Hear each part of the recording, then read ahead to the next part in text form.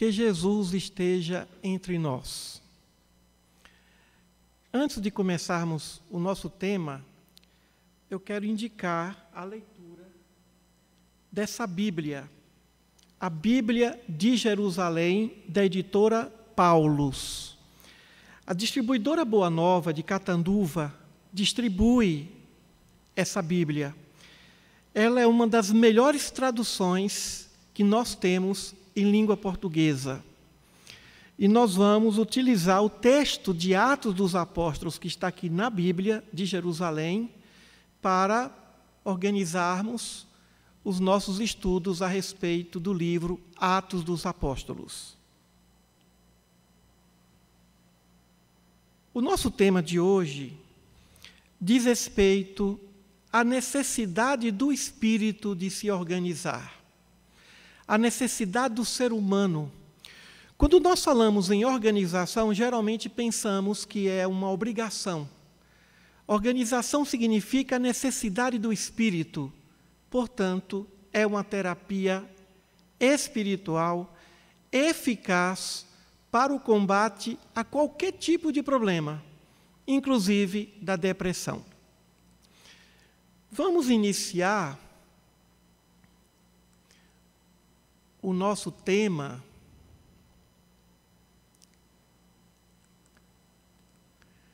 com um texto bíblico que diz o seguinte: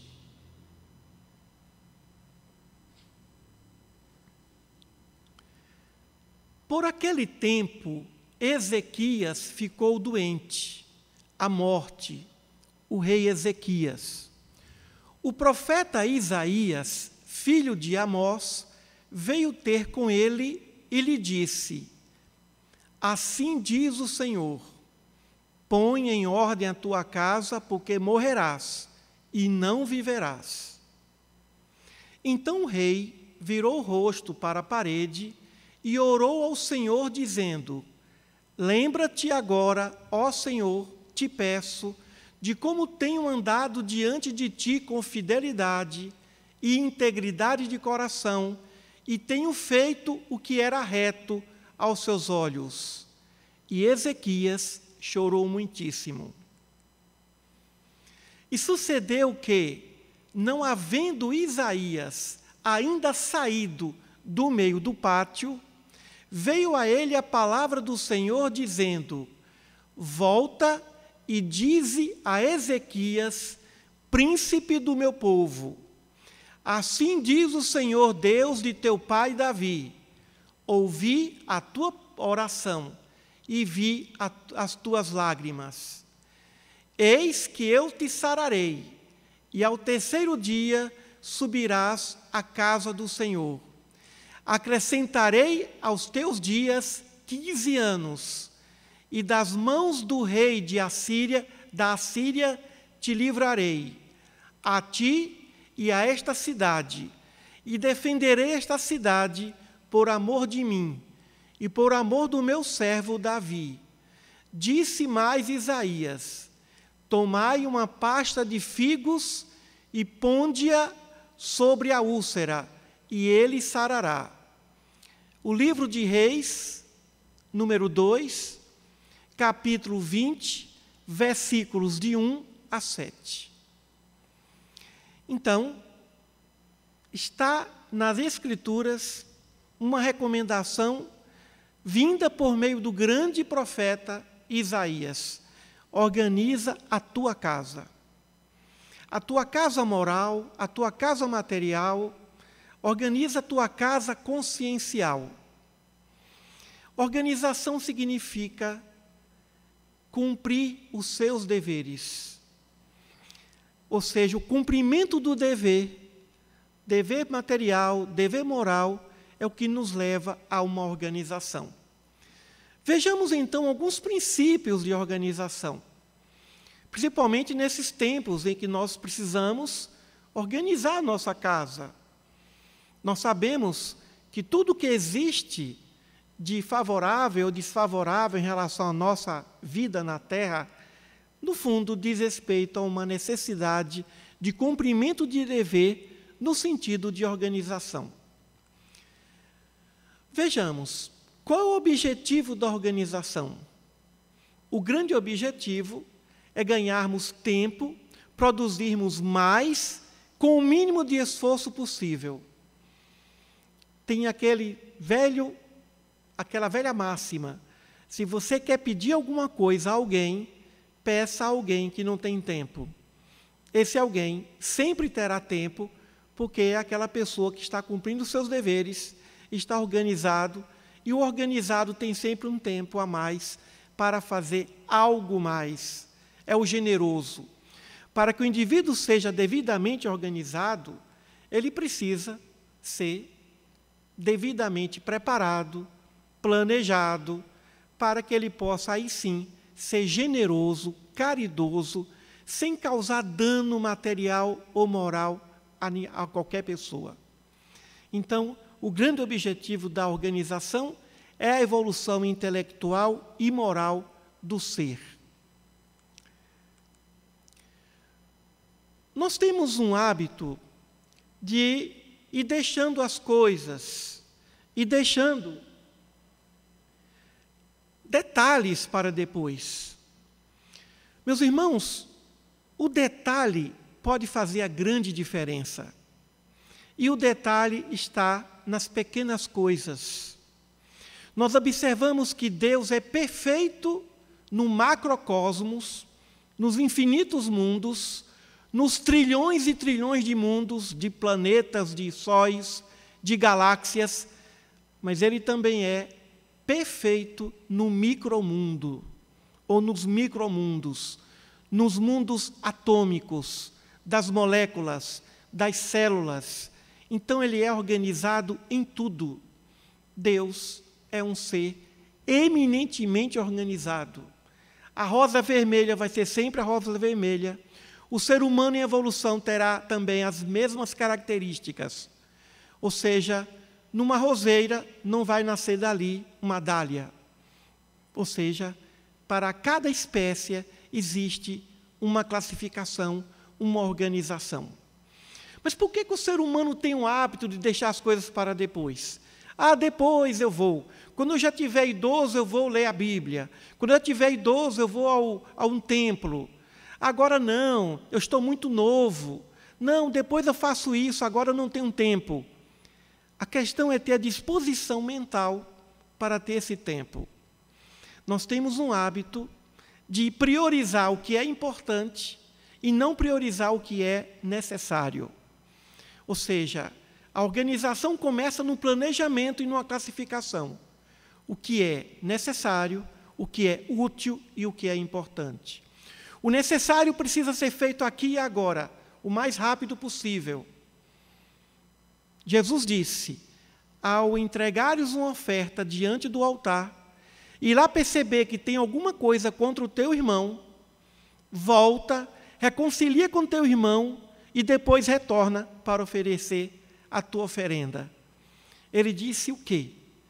Que oferecer a oferenda diante de uma gratidão ao Senhor pode representar algo de muita importância, mas orar a Deus, não estando em paz com os homens, significa dizer que está faltando alguma coisa.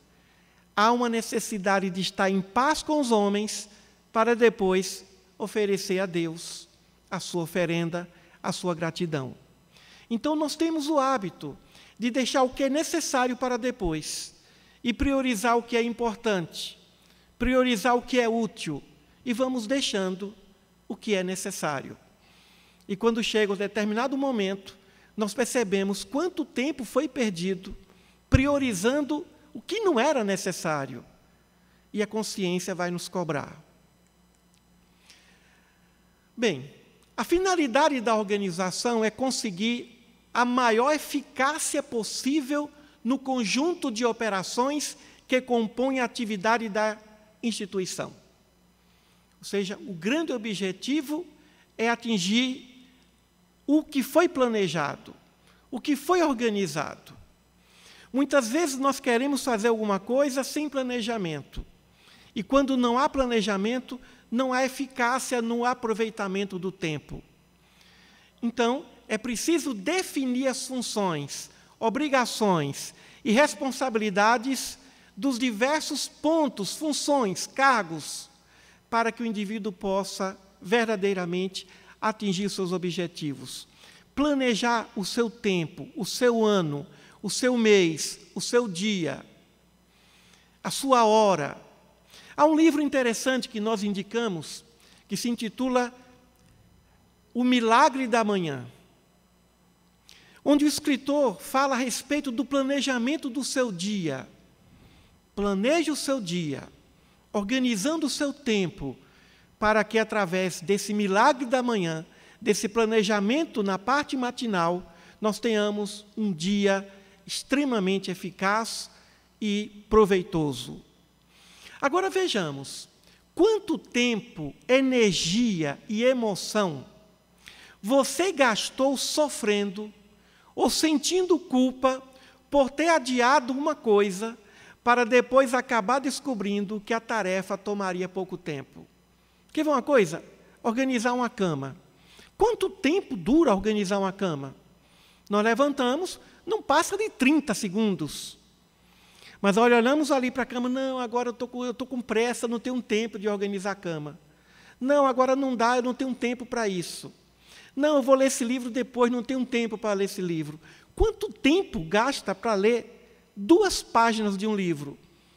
Menos de 2 minutos, de 3 minutos. No pior dos momentos, 5 minutos. Se nós lermos 2 páginas por dia, durante o ano nós vamos ler uma obra de mais de 700 páginas. Ou 7 livros de 100 páginas. Ou 3 livros de 200 páginas. Lendo apenas 2 páginas por dia. A construção do hábito consiste nisso. Em fazermos pequenas coisas, criando o hábito de fazermos pequenas coisas proveitosas para a vida do indivíduo todos os dias. É a força e o poder do hábito. Outro item, você está vivendo em um caos porque não tem ideia de quanto tempo levará para completar algum trabalho? O cronograma. Todo planejamento obedece um cronograma, uma programação. Agora, muitas vezes aquela programação é extensa, um trabalho que leva muitos anos.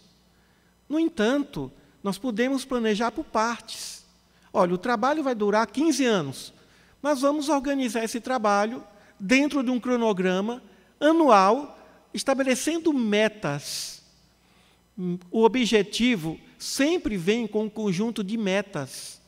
E cada meta vai estar bem vinculada ao tempo, ao microtempo, ao dia de hoje, ao mês de hoje, ao ano em que nós estamos, para depois, ao longo desses 15 anos, possamos concretizar as nossas atividades, o nosso grande objetivo.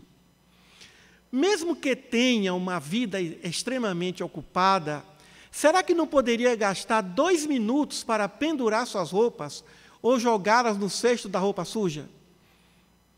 Almoçou, lavar o seu prato, organizar, imagine uma pia cheia de prato, de talheres, porque foi acumulando. Ali estão os talheres e os pratos da semana inteira. Realmente vai tomar tempo. Quando não gastaria 1 minuto para poder lavar o prato, lavar os talheres, as panelas.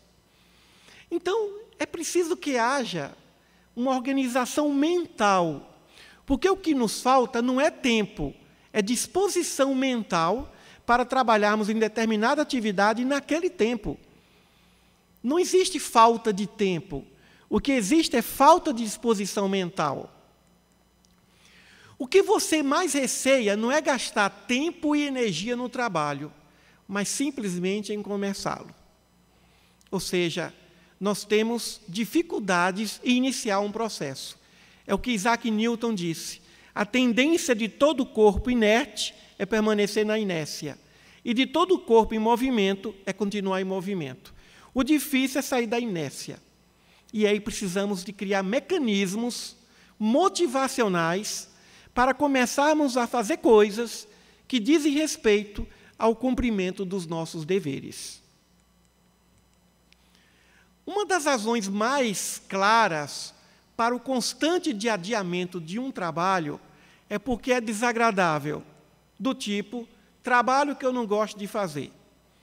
Quase sempre, todas as atividades domésticas, profissionais, são atividades que têm alguma coisa que nós não gostamos. Por exemplo, eu como professor, eu não gosto de elaborar prova, corrigir prova, tomar conta de prova e dar nota de prova. É a parte que eu não gosto. Mas aí eu tenho que criar mecanismos para poder fazer esse trabalho. Porque o que é que eu gosto? De ministrar aula, de animar os alunos para que eles aprendam. Agora, essa parte da avaliação, porque realmente em poucos minutos não se é possível avaliar o conhecimento de alguém. Quantas vezes o aluno é excelente, mas naquele dia não está muito bem, não dormiu bem, tem uma preocupação e não se sai bem na prova. Então, nós temos que criar algum mecanismo para poder transformar essa atividade avaliativa também numa atividade proveitosa. E aí precisamos da mudança da forma mental. Não diga, como eu sou infeliz, que tristeza, eu detesto fazer isso. Diga, vou me sentir muito bem quando terminar esse trabalho. Nem que seja um alívio. É como já dizia Santa Teresinha de Jesus, se você não faz o que gosta, aprenda a gostar do que faz. E para gostar daquilo que não gosta de fazer, é preciso que se tenha alguns mecanismos de recompensa, por exemplo. Como tornar trabalhos chatos mais divertidos? Tente ouvir música enquanto trabalha. Tente ouvir música enquanto está limpando o banheiro, cuidando da cozinha, organizando as janelas, as mesas, organizando os armários, as gavetas. E aí, você não está só fazendo atividade, você está fazendo duas atividades, ouvindo uma bela música, assistindo a uma palestra e também organizando as coisas materiais. Faça certas tarefas durante comerciais de televisão, principalmente de algumas emissoras, que o comercial é maior do que a própria programação. Dá tempo para tudo. Se brincar, dá tempo até de tomar banho, depois volta e ainda está no comercial. Um banho demorado. É impressionante. Ou, às vezes, sai do comercial, fica 3 minutinhos ali de programação, tem novo comercial. Quando não tem comercial, durante a própria programação. Olha aí, se utilizar de algo que você gosta, e no momento do comercial que talvez você não goste, fazer algumas atividades. Arranje alguém da família ou um colega para fazer um trabalho chato com você. Ou uma pessoa que você ama. O tempo voa quando se trabalha com outra pessoa, principalmente com outra pessoa que nós temos uma afinidade. Qual parte do trabalho você não gosta de fazer? Às vezes você protela, ou seja, deixa para lá, para depois, por achar que o trabalho é desagradável, mas porque detesta um aspecto dele. Se for o caso, faça essa parte primeiro. Ou seja, tem uma parte que é desagradável, e aí não começa, e há o bloqueio mental. Muitas vezes você vem fazer um trabalho, vem fazê-lo e está feliz, mas vem aquela parte desagradável, e você para, e pode parar por muitos dias. Identifique qual é o aspecto do seu trabalho que você detesta e use alguma solução criativa para torná-lo um pouco melhor. É um mecanismo para se cumprir um dever. Por exemplo, na parte moral, alguém tem mágoa de alguém. Aquela mágoa, aquela falta de perdão, pode estar dificultando a aproximação de uma pessoa muito querida. Não tem energia para atrair pessoas agradáveis, pessoas afins, quem está ainda sintonizado ou sintonizada com mágoas, conflitos, raiva, ódio de alguém que por alguma razão desagradou. Então, nós temos que observar que, muitas vezes, o perdão é a chave, é a saída. Eliminar mágoas é o caminho para você atrair pessoas, fatos e coisas boas. Quais são os seus pontos fracos? Para que o indivíduo possa fazer determinado trabalho, ele tem que se conhecer. É o processo do autoconhecimento, ele tem que se conhecer para verificar o que ele pode e o que ele não pode fazer. De repente, ele não dá conta de fazer alguma coisa, ele terceiriza, pede ajuda a alguém. Olha, essa parte aqui eu não gosto, eu não sei fazer. Peça ajuda. Ou peça para que alguém possa lhe orientar. E aqui vem. Às vezes, a felicidade é ter uma calculadora, uma boa agenda e uma boa escrivaninha. Agenda para não perder os compromissos. Calculadora para fazer bem, cuidar bem das suas contas, daquilo que você tem que cumprir. E a boa escrivania, para poder escrever, para poder fazer as anotações, estudar, ler. Ou seja, detalhes. E vem aí o poder das recompensas. Recompensa significa um prêmio que você vai se dar por fazer um trabalho. Eu tenho um amigo, o professor Pedro Sérgio dos Santos, que ele diz o seguinte, professor da Universidade Federal de Goiás. Ele me diz, Emídio, tese não se termina, tese se abandona. Ou seja, cansei, abandonei a tese. Agora vamos para o júri, vamos para a banca.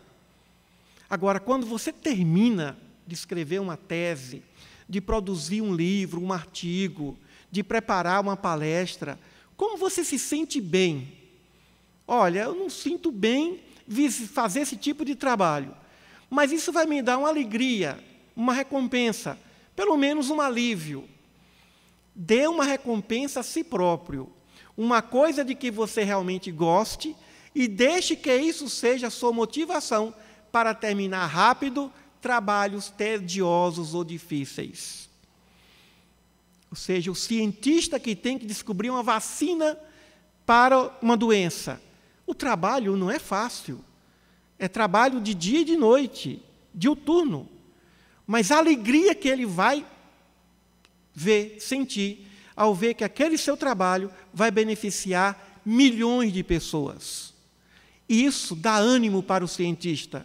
Isso dá ânimo para qualquer trabalhador, quando ele verifica o benefício que ele vai proporcionar diante do sacrifício, do trabalho exaustivo que ele teve que empreender. Algumas recompensas que podem servir de motivação para você terminar o trabalho. Coisas pequenas, bobas. Ir a um templo, assistir ao cinema, verificar um vídeo, ir ao teatro, a um concerto, assistir alguma coisa interessante pela internet. Então, seria uma breve recompensa. Conversar com alguém pelo sistema de Skype, de Zoom. Olha, vou conversar com um amigo meu que está lá em Portugal, nesse momento. Olha que coisa agradável, que está em outro estado, em outra cidade. Fazer uma massagem para relaxar.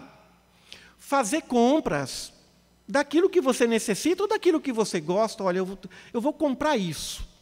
Olha, eu quero ver esse seriado, mas eu vou terminar esse trabalho aqui para depois assistir esses episódios desse seriado. Ou seja, você vai trabalhar com o seu subconsciente. Tirar uma tarde ou um dia inteiro para cuidar de você. Vá ao cabeleireiro, se organize, faça as unhas, cuide da sua higiene pessoal, organize suas roupas. Ou seja, detalhes que você quer fazer, mas você precisa fazer. Encontrar com os amigos. Encontrar com os amigos. Se não for possível encontrar pessoalmente, você pode dar um telefonema, você pode estar conversando pela internet, entrar numa rede social, com alguém que você goste. É uma recompensa. Sair de casa ou do escritório para dar uma volta é uma saída. Se não puder, sai na janela, dá uma olhada, conversa com o vizinho pela janela. Ou seja, você pode fazer alguma coisa para poder relaxar e depois retornar ao seu trabalho de maneira mais fortalecida, né? Bom, mais um item. Passar o tempo ao ar livre, apreciando a natureza, verificando, ou seja, olhando os pássaros, verificando o verde, o mar. Você pode admirar e buscar na natureza a força para poder voltar ao seu trabalho. Ouvir uma música, como a música renova. Dá-se o direito de dormir até um pouco mais tarde. Olha, eu vou trabalhar até 1 ou 2 horas, mas amanhã eu vou levantar mais tarde, porque eu já cumpri a minha atividade. Às vezes você quer dormir, não, eu estou cansado e tudo, mas não. Só vou dormir depois que eu concluir isso aqui. Tem condições? Faça. Porque no dia seguinte você vai se dar o prêmio, a recompensa de dormir até um pouco mais tarde. Tirar um tempo para não fazer nada. Não, hoje eu não vou fazer nada, não. Hoje eu vou ficar só por conta de não fazer nada que seja obrigação. Hoje eu vou fazer uma coisa que eu gosto de fazer e que não é obrigação minha. Passar o tempo na companhia de uma pessoa querida. Isso é terapêutico. Isso é fundamental. Fazer seu esporte favorito, algum outro tipo de exercício físico, inclusive dentro de casa.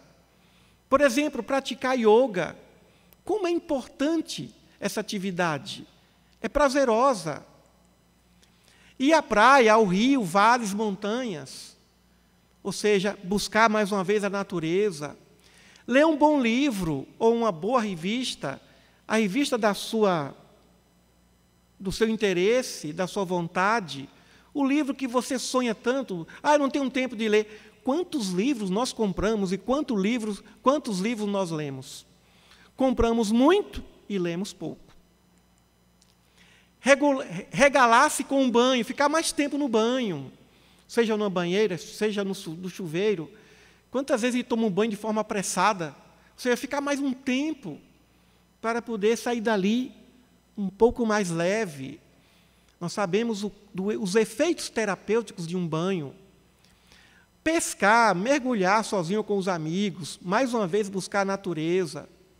Passar uma tarde inteira vendo filmes de aventura, de comédia romântica, filmes que você goste, uma série. Ou seja, olha, eu vou fazer esse trabalho, mas depois eu vou assistir esse filme aqui. Depois eu vou ao cinema, ou eu vou assistir aqui mesmo em casa, já que muitas vezes em casa você tem mais opções. Sair para jantar no bom restaurante, ou pedir a comida do bom restaurante. Olha, já que eu não posso sair, eu vou pedir uma pizza. E o entregador vai passar pizza para você. Fazer uma coisa absolutamente inútil só porque gosta. Tem coisa que a gente faz que é totalmente inútil. Não há necessidade, mas você gosta, você faz. Sonhar acordado. Sonhar acordado é fazer imaginação. Olha, eu vou imaginar isso aqui. Olha, quando eu me formar, vou fazer assim, assim, assim. Olha, quando eu terminar esse serviço, até imaginar a conclusão do trabalho, que vai levar um pouco mais de tempo. Olha, eu vou levar 5 anos para me formar, 4 anos para concluir esse curso de graduação. E começa a se imaginar nesse processo. Também isso vai dar muita força. Fazer uma viagem curta no final de semana. Praticar filantropia. O que significa?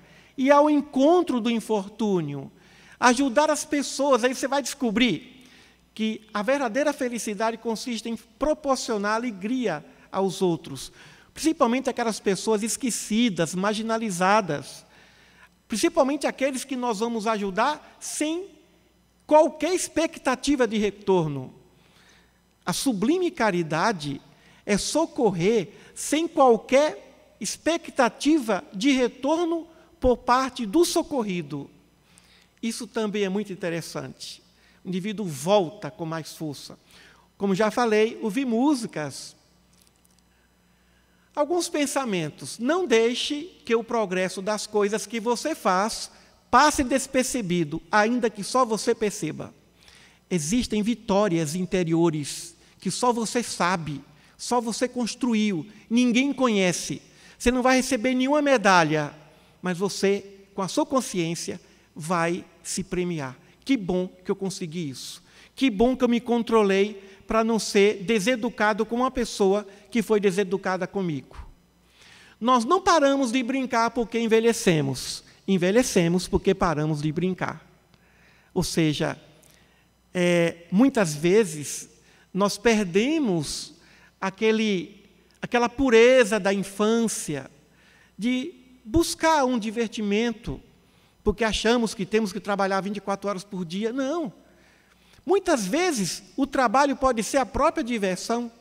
O professor pode se divertir ministrando aulas. O ator pode se divertir atuando em seu papel. O mecânico pode se divertir consertando um motor, criando ali, no seu trabalho, mecanismos que possam agilizar o processo daquele automóvel. Qual é a desculpa? Sempre que você começa a se sentir sobrecarregado, quando tudo estiver flutuando na sua cabeça e você não conseguir se concentrar ou pensar direito, faça uma lista de coisas que pretende ou pretendia fazer. Não deixe que seu pensamento seja tomado de culpa ou angústia. Ah, meu Deus, eu perdi o tempo. Não. Planeje. Eu dou conta de fazer 4 coisas. Não coloque ali 5 nem 6. Faça as 4. Isso aqui é para amanhã. Porque muitas vezes você planeja querendo fazer tudo hoje, tudo agora. Então você tem que aprender a planejar. Hoje eu vou fazer isso. Não dá para fazer diferente.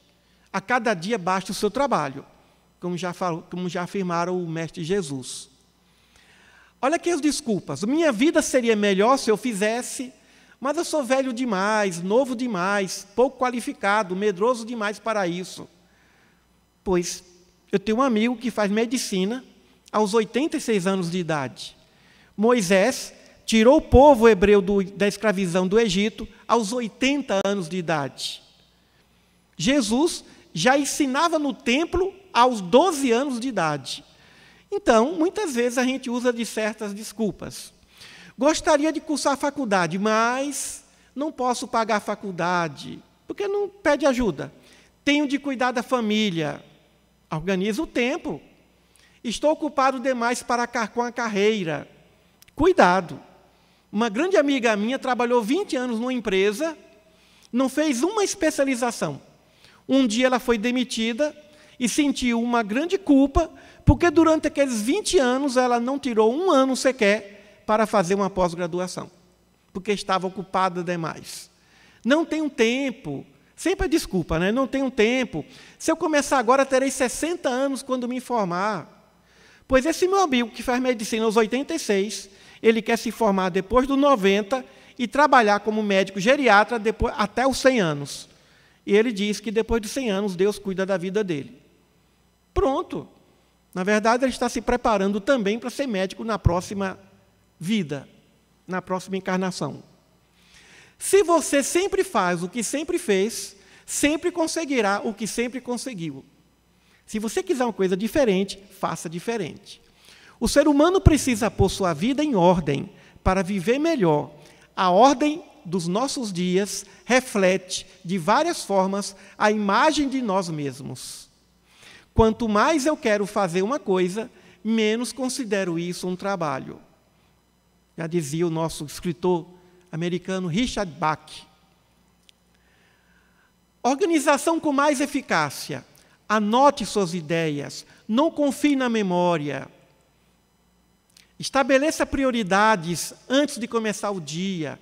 Trabalhe nos projetos longos em estágios separados. Já falamos sobre isso aqui. Não agende coisas demais. Deixe algum tempo livre todo dia. Deixe algum tempo livre todo dia. Eu não tenho tempo de orar. Gente, oração não é uma obrigação, é uma necessidade do Espírito. Pararmos um pouco para orar, para pensar em Deus, pedir a Ele forças. Concentre-se em um item de cada vez, uma coisa de cada vez, uma prioridade de cada vez. Não dá para fazer muitas coisas ao mesmo tempo, com perfeição. Faça interrupções entre uma atividade e outra. Levante-se, caminhe pela sala, estique os braços, coma fora da sua mesa de trabalho. Estabeleça um lugar para tudo, catalogue e arquive. Ou seja, a gente tem que parar um pouco para investir na organização. Tem que parar um pouco para investir tempo e muitas vezes dinheiro. Mantenha sua papelada em dia, sua caixa de e-mail, caixa de entrada também vazia. Limite as visitas e os telefonemas. Ou seja, limitar o quê? A quantidade e o tempo. Quando receber um telefonema de alguém que tem um assunto interessante, que naquele tempo você não tem tempo de falar, explica, olha, eu posso te ligar depois para a gente conversar com calma? Pronto. Né? Explique que você não está tendo tempo naquele momento. Tire da sua mesa todos os papéis com os quais não está trabalhando, para evitar misturar ou perder alguma coisa. Cuide de cada folha de papel apenas uma vez. Cuide de cada item, de cada trabalho, apenas uma vez. Características do organizador de sucesso: ter espírito inovador e criativo. Tem que ter criatividade para organizar. Ser líder pela credibilidade, respeito e admiração. Possuir boa educação. Se possível, o máximo de escolaridade que você puder. Esbanjar energia e dinamismo. Como é interessante, geralmente as pessoas organizadas são muito dinâmicas. São pessoas que são otimistas. Muitas vezes o pessimismo vem da desorganização. Comunicar-se bem, ser assertivo e bom articulador. Estar comprometido com a organização. Se possível, dominar outros idiomas ou aprender outras coisas. Ou seja, criar novas ligações neurais, ter boa empatia com superiores, com seus pares ou com subordinados.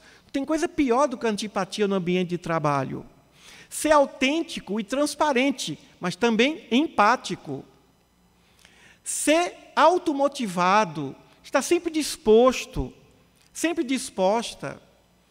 Olha quantas características. Ser um bom ouvinte. Muitas vezes nós não sabemos ouvir. E ser um bom ouvinte pode ajudar muito, e ajuda muito, no processo de amadurecimento profissional e espiritual.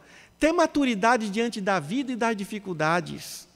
Ou seja, uma pessoa organizada também possui senso de humor.